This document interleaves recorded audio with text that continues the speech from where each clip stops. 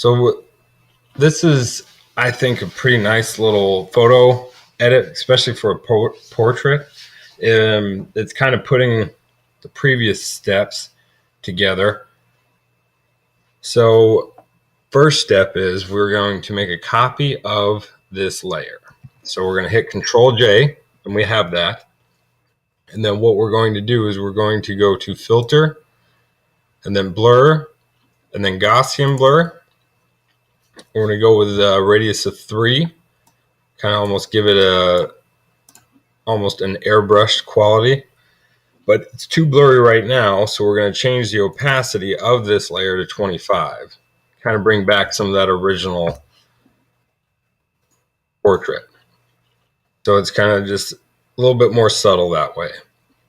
And then from here, we're going to make a new layer, and we're going to go to Edit and Fill with that 50% gray. So we're going to go ahead and hit OK. And we're going to blend this down with soft light.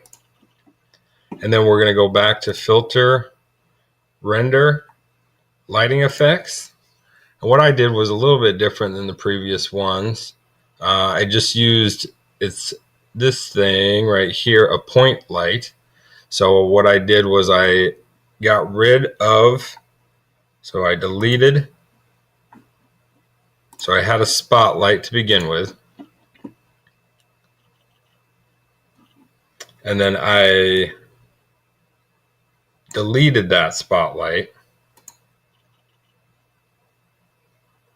after adding a point light, which is right here. And there's also an infinite light, which you can see what kind of, you can move this around, kind of direction where you want your light to be coming from, how dark, stuff like that.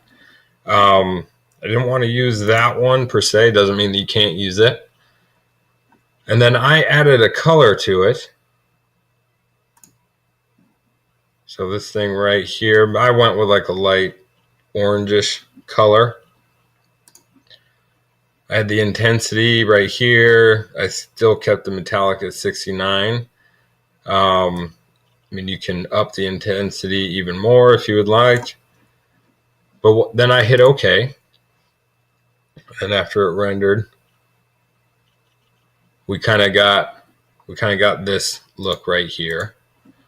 But it's still, I think some more contrast could be upped. So I highlighted the background and I went to the levels, fill adjustment layer, and I checked to see if there were any gaps. There wasn't like huge gaps, but there was a little bit that we could work with to kind of up that contrast on each channel. So the red, green, blue.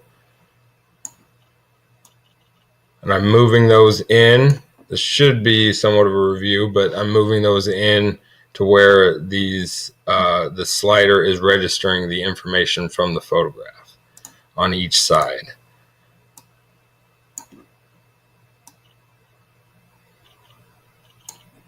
And then I had that. And if I turn that off, we can see that contrast. And if I turn off this, we can see the contrast pretty high. But then this kind of softens it out. And then just kind of adds almost an aged photograph look. And that was it.